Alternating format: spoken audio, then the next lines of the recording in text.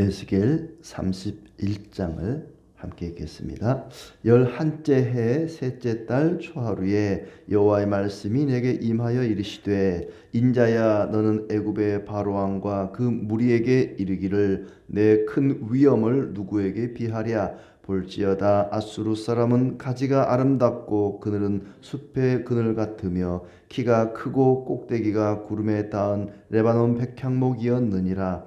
물들이 그것을 기르며 깊은 물이 그것을 자라게 하며 강들이 그 심어진 곳을 둘러 흐르며 두 개의 물이 들의 모든 나무에까지 미치매 그 나무가 물이 많으므로 키가 들의 모든 나무보다 크며 굵은 가지가 번성하며 가는 가지가 길게 뻗어나갔고 공중의 모든 새가 그 큰 가지에 깃들이며 들의 모든 짐승이 그 가는 가지 밑에 새끼를 낳으며 모든 큰 나무가 그 그늘 아래에 거주하였느니라. 그 뿌리가 큰 물가에 있으므로 그 나무가 크고 가지가 길어 모양이 아름다움에 하나님의 동산의 백향목이 능히 그를 가리지 못하며 잣나무가 그 굵은 가지만 못하며 단풍나무가 그 가지 가는 가지만 못하며 하나님의 동산의 어떤 나무도 그 아름다운 모양과 같지 못하였도다. 내가 그 가지를 많게 하여 모양이 아름답게 하였더니 하나님의 동산 에덴에 있는 모든 나무가 다 시기하였느니라. 그러므로 주 여호와께서 이같이 말씀하셨느니라. 그의 키가 크고 꼭대기가 구름에 닿아서 높이 솟아났으므로 마음이 교만하였은즉 내가 여러 나라의 능한 자의 손에 넘겨줄지라. 그가 임의로 대우할 것은 내가 그의 악으로 말미암아 쫓아내었음이라. 여러 나라의 포악한 다른 민족이 그를 찍어버렸으므로 그 가는 가지가 산과 모든 골짜기에 떨어졌고 그 굵은 가지가 그 땅 모든 물가에 꺾어졌으며 세상 모든 백성이 그를 버리고 그 그늘 아래에서 떠나매 공중의 모든 새가 그 넘어진 나무에 거주하며 들의 모든 짐승이 그 가지에 있으리니 이는 물가에 있는 모든 나무는 키가 크다고 교만하지 못하게 하며 그 꼭대기가 구름에 닿지 못하게 하며 또 물을 마시는 모든 나무가 스스로 높아 서지 못하게 함이니 그들을 다 죽음에 넘겨주어 사람들 가운데에서 구덩이로 내려가는 자와 함께 지하로 내려가게 하였음이라. 주 여호와께서 이같이 말씀하셨느니라.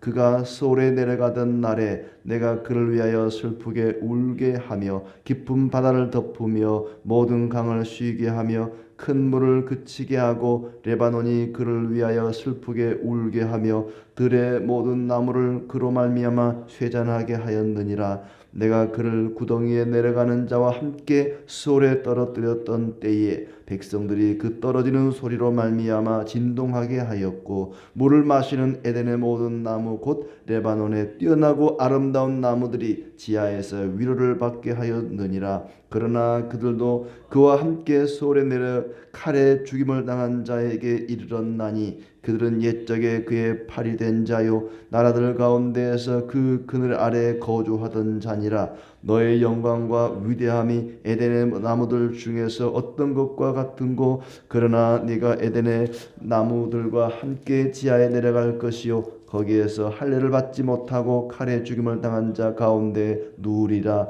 이들은 바로와 그의 모든 군대니라. 주 여호와의 말씀이니라 하라. 아멘. 예, 반갑습니다. 오늘도 주님의 은혜 가운데 모두 즐겁고 또 복된 날 되시기를 축복합니다. 계속해서 32장까지 애굽에 대한 심판 예언입니다. 애굽이 그때 당시에 바벨론과 함께 지금의 미국과 중국처럼 세계를 지배하던 그런 강대국 가운데 하나였는데 그 애굽이 멸망할 것이다. 결코 무너지지 않을 것 같던 그 애굽이 망한다. 그러니 애굽을 도와주거나 의지하거나 사모하거나 사랑하지 말라. 하나님만 의지하고 하나님만 사랑하라 하는 것이 이 말씀의 메시지입니다. 그래서 애굽의 그 번영, 애굽이 얼마나 휘황찬란했는지 그리고 그 애굽이 어떻게 멸망하게 될 것인지를 아수르에 비유하고 있습니다. 그 아수르가 그렇게 휘황찬란했는데 순식간에 망한 것처럼 애굽도 마찬가지로 망할 것이다 하는 이야기를 나무 이야기로 풀어가고 있습니다. 그러니까 앞에 두로라고 하는 나라가 나왔을 때 배에다 비유를 했죠. 두로가 아주 멋지고 크고 찬란한 그런 한 척의 아름다운 배와 같았지만 그것이 순식간에 침몰했다 했는데, 이 애굽은 아수르처럼 아주 크고 멋있고 아름답고 쭉쭉 뻗어 있는 그런 한 그루의 레바논 백향목 같았지만 순식간에 망했다. 그런 것처럼 애굽도 망할 것이다. 아수르 이야기와 애굽의 이야기가 섞여 있으니까 좀 헷갈리긴 하는데, 아수르는 이미 망한 뒤입니다. 이 이야기가 주어진 때 포로로 잡혀온 지 11째 해 셋째 달 요쯤에는 아수르는 이미 진작 망했고 애굽이 망하기 전입니다. 애굽이 이렇게 망할 것이다. 그러니 너희는 애굽의 도움을 요청하지도 말고 애굽을 도울 필요도 없다. 그 얘기를 하는 건데, 아수르처럼 애굽도 이렇게 크고 멋지고 아름다운 레바논의 백향목 같지만 무너질 것이다. 망할 것이다. 애굽도 그럴 것이다. 얘기죠. 2절에 보면 애굽의 바로 왕과 그 무리에게 지금 말하고 있는 겁니다. 바로와 무리에게 큰 위험이 있다. 애굽이라고 하는 나라 자체가 굉장한 어떤 위험이 있는 그런 나라였습니다. 지금도 그 피라미드 같은 거 보면은 굉장히 위험이 있죠. 그저 왕의 무덤에 불과한데, 이 바로의 무덤에 불과한데, 그러면 굉장히 웅장한 그런 자태를 뽐내고 있습니다. 아마 애굽이라고 하는 나라 자체가 이때도 굉장히 위험이 있는, 누구와도 비교할 수 없는 탁월한 그런 위험을 가지고 있었다는 것이죠. 아수르도 마찬가지였다는 겁니다. 3절에 아수르 사람은 가지가 아름답고 그늘은 숲의 그늘 같으며 키가 크고 꼭대기가 구름에 닿은 레바논 백향목이었느니라. 나무가 얼마나 큰지 좀 과장법을 썼어요. 그 꼭대기가 구름에까지 닿았답니다. 이런 나무가 세상에 어디 있겠어요? 구름에까지 닿은 나무가. 그만큼 아수르가 크고 아름답고 멋있는 그런 나무였다. 실제로 레바논의 백향목은 다윗이 왕궁을 지을 때나 성전을 지을 때나 그 나무를 갖다가 재료로 쓸 만큼 그렇게 훌륭한 나무들이었습니다. 그렇게 아수르는 레바논의 백향목처럼 아주 멋진 나무였는데, 그렇게 된 이유가 뭐냐? 깊은 물과 강들이 둘러 그것을 자라게 했다. 지하수가 아주 풍부했고, 그리고 이 나무 주변으로 강들이 흘렀다는 겁니다. 실제로 이 티그리스 강이 아수르를 흘렀고, 또 애굽은 나일강이 흘렀고, 우리가 학교 다닐 때 뭐 세계 4대 문명 그러면 그 문명의 발상지들이죠. 항상 강 주변으로 도시가 이렇게 형성이 됩니다. 아수르는 티그리스 강이 흐르고 아마 지하수도 풍부했던 것 같아요. 깊은 물과 강들이 둘러 그것을 자라게 했다. 물이 많아서 키가 크고 가지가 굵고 길게 뻗었다. 그래서 새들이, 공중에 나는 새들이 그 가지에 둥지를 틀고, 또 들의 모든 짐승이 그 가지 밑에 새끼를 낳고 모든 큰 나라가 그 그늘 아래 거주하였다. 그러니까 아수르는 제국을 이룬 거죠. 큰 나라들이 아수르 그늘 아래에서 먹고 살았으니까 아수르는 대제국을 이뤘는데 망한 거고, 애굽도 마찬가지로 큰 나라를 이루고 있는데 너희도 망할 것이다. 괜히 가만히 있는데 망하는 건 아니죠. 뒤에 왜 망하는지 그 이유가 나옵니다. 7절에 뿌리가 큰 물가에 있어 크고 길고 아름답다. 누구나 그렇게 되기를 바랄 정도로 사람이 돈이 많다 할지 인기가 많다 할지 권세가 크다 할지 그런 걸 보면, 야, 나도 저렇게 되고 싶다. 나도 그렇게 되기를 원한다. 부러워하기도 하고, 또 그걸 얻기 위해서 각자 종교에 따라 가서 빌기도 하고 소원을 아뢰기도 하고 그렇습니다. 하나님의 동산 에덴 동산의 어떤 나무도 그 나무만 못하다. 그러니까 에덴 동산에 있는 어떤 백향목도 이 레바논의 백향목 같은 그런 나라는 없었다. 아수르 같이 이렇게 강대하지는 못했다. 그런데 망했다는 것입니다. 그러면 누가 그렇게 했는가? 아수르를 크고 아름답고 길게 쭉쭉 뻗어 나가도록 누가 그렇게 했는가? 애굽을 누가 그렇게 했는가? 9절에 내가 그 가지를 많게 하여 모양이 아름답게 하였더니 내가 하나님이 그렇게 했다는 것입니다. 아수르를 크고 웅장하게 위험 있게 하신 분도 하나님이고 애굽을 그렇게 하신 분도 하나님이시고 내가 그 가지를 많게 해서 아름답게 했더니 에덴 동산에 있는 모든 나무가 다 시기하였느니라. 남들보다 뛰어난 것이 있으면 사람들의 시기를 받죠. 남들보다 뭐 공부를 잘한다 할지 뭐 외모가 아름답다 할지 뭔가 남들보다 좀 뛰어난 것이 있으면 사람들은 시기합니다. 금수저니 어쩌니 하면서 시기하죠. 그때 남들의 시기를 받을 때 아닙니다. 이 모든 것은 하나님의 의뢰입니다. 라고 고백만 할지라도 그 사람의 인생은 결코 잘못된 길로 가지 않을 것입니다. 그런데 아마 애굽도 그렇고 아수도 그렇고 그런 마음이 없었던 것 같아요. 애굽은 하나님 은혜로 아주 번성했습니다. 번영을 누렸습니다. 그들의 위엄은 누구에게도 비교할 수 없을 만큼 그런 큰 탁월한 위엄을 갖게 되었다 하는 것이죠. 웅장한 자태와 많은 사람들, 많은 나라로부터 부러움을 받은 나라가 바로 아수르고 애굽이었습니다.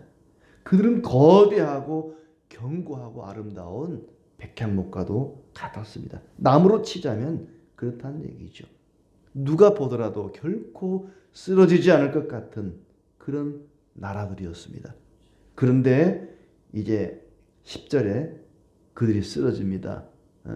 그의 키가 크고 꼭대기가 구름에 닿아서 높이 솟아났으므로 마음이 교만하였은즉 내가 여러 나라의 능한 자의 손에 넘겨줄지라. 마음이 교만하였기 때문에 그들이 쓰러지게 되었다. 영원히 쓰러질 것 같지 않던 영원히 그 자리에 있을 것만 같은 그런 나무도 쓰러지고 땅속에 묻히는 날이 올 것이다. 어려서는 시골 어귀에 가보면 고향 마을 어귀에 가보면 큰 나무들이 있죠. 영원할 것 같고 결코 쓰러질 것 같지 않은 그런 뭐 어른들이 두 팔로 안아도 몇 사람이 안아야 할 만큼 그렇게 굵고 크고 그늘도 넓은 그런 나무들이 있어요. 근데 십수년이 또 몇십 년이 흘러서 가보면 그 나무가 다 사라지고 없는 경우를 봅니다. 또 사람도 그렇죠. 언제나 함께 할 것만 같고 영원할 것만 같은 사람인데 어느 날 하나 둘 떠나갑니다. 부모님이 그렇죠. 그렇게 영원할 것만 같은 나무도 사람도 언젠가 쓰러지고 사라진다. 애굽은 더욱더 그랬습니다. 그들의 교만이 그들의 멸망을 재촉했습니다. 키가 커서 교만하였다. 키가 작았으면 그러지 않았을 거예요. 나무가 너무 키가 크다 보니까 내가 제일 커. 나보다 큰 나무 있으면 나와봐. 그러다가 갑작스럽게 몰락을 했다는 것입니다. 내가 여러 나라의 능한 자의 손에 넘겼다. 그의 악으로 말미암아 쫓아내었다라고 말합니다. 이 아수르라는 나라가 얼마나 교만하고 악했는가 하면 이사야 36장 4절에 보면 랍사게라고 하는 이 신하가 사네립의 신하가 예루살렘 백성들에게 하는 말이 그러니까 이 에스겔서에 나오는 요때 바벨론이 아수르가 이제 그 사마리아를 예루살렘을 협박할 때에 하는 말이 이제 히스기야에게 말하라. 대왕 아수르 왕이 이같이 말씀하시기를 네가 믿는 바 그 믿는 것이 무엇이냐? 히스기야가 하나님 믿고 있거든요. 네가 뭘 믿고 이렇게 큰 소리 치느냐? 그러면서 또 7절에 보니까 혹시 네가 내게 이르기를 우리는 우리 하나님 여호와를 신뢰하노라 하리라마는 그는 그의 산당과 제단을 히스기야가 제하여 버리고 유다와 예루살렘에 명령하길 너희 제단 앞에서만 예배하라 하던 그 신이 아니냐. 하나님을 조롱하는 거죠. 그리고 이제 18절에 가서 보니까 혹시 히스기야가 너에게 이르기를 여호와께서 우리를 건지시리라 할지라도 속지 말라. 열국의 신들 중에 자기의 땅을 아수르 왕의 손에서 건진 자가 누구냐, 자가 있느냐 하면서 하나님이 여호와가 너희를 건진다고 웃기는 소리 하지 마라. 어떤 신도 아수르 왕의 손에서 이기지 못했다 하면서 큰 소리를 뻥뻥 쳤습니다. 이게 교만이죠. 키가 컸기 때문에 교만했습니다. 하나님조차도 자기들 발 아래 두려고 하는 그런 교만이고 그런 악함 때문에 그들은 순식간에 망하게 될 것이다. 또 포악한 다른 민족이 그를 찍어버렸다. 가지가 꺾이고 모든 백성이 버리고 떠났다. 그리고 그 자리에 새로운 민족이 세워질 것이다 고 말합니다. 물가에 있는 나무가 키 크다고 교만하지 못하게 하며 스스로 높아지게 못하게 하려고 이런 말씀을 하는 것이다. 14절에 이는 이런 말씀을 하신 이유가 뭐냐? 아수르가 망하고 애굽이 망한 이유는 뭐냐? 이는 물가에 있는 모든 나무는 키가 크다고 교만하지 못하게 하며 그 꼭대기가 구름에 닿지 못하게 하며 또 물을 마시는 모든 나무가 스스로 높아서지 못하게 함이니. 키 작은 사람들이 읽으면 은혜 받을 만한 말씀입니다. 키 큰 사람 교만하지 못하게 하려고 이런 말씀하는 것이다. 잘난 사람 교만하지 못하게 하려고 이런 말씀하는 것이다. 졸지에 아수르가 망한 것처럼 애굽도 졸지에 무너지게 될 것이다. 그 이유는 뭐냐? 키가 크다고 교만하지 못하게 하며 스스로 높아지지 못하게 하기 위해서. 키 크다고 작은 사람 무시하지 못하게 하고, 공부 잘한다고 공부 못하는 사람 무시하지 못하게 하고, 건강하다고 약한 사람 무시하지 못하게 하고, 돈 많다고 돈 없는 사람 무시하지 못하게 하려고 이런 말씀을 하는 것이다.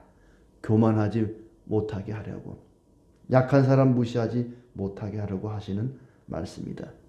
그 아수르가 순식간에 망했다. 15절 말씀에 그가 수올에 내려가던 날에, 수올은 죽은 자들이 내려가는 깊은 구덩입니다. 끝이 없는 구덩이죠.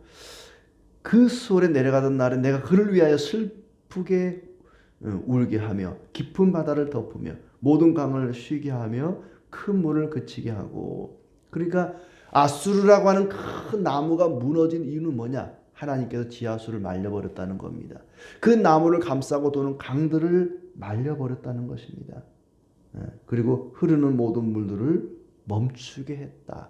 그래서 아수르라는 나무가 무너지고 깊은 구덩이에 떨어지게 되었다. 그 떨어지는 소리에 주변에 있는 많은 나라들이 놀랄 것이다. 16절 소울에 떨어뜨리던 때의 백성들이 그 떨어지는 소리로 말미암아 진동하게 하였고, 주변에 있는 나라들이 깜짝 놀랄 만큼 아수르가 순식간에 망하니까 깜짝 놀랐다는 거죠. 세상에 저렇게 큰 제국이 망하네. 그런 것처럼 애굽도 망하게 될 것이다. 애굽의 처지가 아수르의 처지와 같게 될 것이다. 어떤 나무보다 크고 화려했지만 아수르도 수올에 내려간 것처럼 애굽도 망하게 될 것이다. 나무도 죽어요. 나무도 수명이 있습니다. 나무도 뭐 40년, 50년 나무의 수명이 길긴 하지만 나무도 영원하지 않습니다. 나무도 죽는 시기가 있더라고요. 어느 날 막 비바람이 불어가지고 아카시아 나무가 다 쓰러졌더라고요. 저 공원에 보니까. 근데 그냥 쓰러진 게 아니고 거의 수명이 다 됐대요. 이 아카시아가 수명이 다 돼서 비바람이 불어서 쓰러졌다 하더라고요. 나무도 수명이 있죠. 수령이라는 게 있죠. 어떤 나무는 뭐 500년, 뭐 600년, 700년 오래되었다고 말하지만 그 나무도 영원하지 않습니다. 아수르도 애굽도 모든 인생도 영원하지 않습니다. 언젠가 죽음이라는 것을 맞이하고 죽은 자들이 가는 곳으로 가게 될 것입니다. 애굽의 처지도 아수르처럼 그렇게 무너지게 될 것이다. 그러니 너무 자만하지 마라. 또 키 큰 나무 부러워하지도 마라. 세상에 잘났다고 키 크다고 자랑하지도 말고 키 큰 나무 부러워하지도 말고 그들도 그 키 큰 것 때문에 그 잘난 것 때문에 교만하여서 순식간에 망하게 될 것이다. 그 모든 것을 누가 하시느냐? 하나님이 하신다는 겁니다. 예루살렘이 망하고 그들이 포로로 잡혀와 있는 것도 하나님이 그렇게 하셨다는 것입니다. 흥하게 하시는 분도 하나님이시고 망하게 하시는 분도 하나님이십니다. 그 나무가 키가 크게 하신 것도 하나님이 하신 일이고 그 큰 나무를 쓰러뜨리는 것도 하나님이 하시는 일입니다. 왜 이렇게 참 지루하게 여러 나라들에 대해서 망하는 그 심판에 대한 이야기를 반복하는 것일까? 죄에 대해서 민감하도록 우리가 교만하지 않게 하려고 이 말씀을 하시는 겁니다. 왜냐하면 성경에 나와 있는 수많은 위대한 인물들은 하나같이 죄에 대해서 민감했거든요. 성경에 나오는 아브라함이나 다윗이나 모세나 바울이나 이 위대한 인물들은 그들이 뭐 뛰어나고 훌륭해서가 아니라 죄에 대해서 민감했다는 겁니다. 가슴을 찢고 통에 자복하는 그런 인물들이었습니다.